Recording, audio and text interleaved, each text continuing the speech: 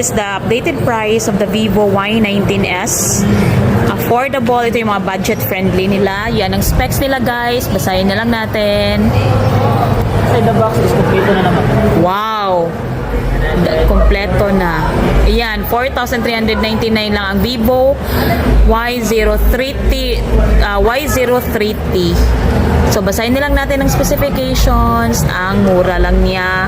For sure, hindi din magpapatalo ang Vivo sa mga camera nila. Yan. Sa mga naghahanap dyan ng mga budget-friendly phones, pilian nyo na lang Oppo, Vivo, and Huawei. Ito naman,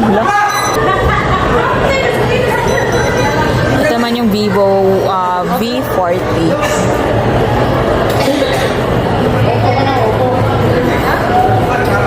Ito naman ang Vivo V40 Lite.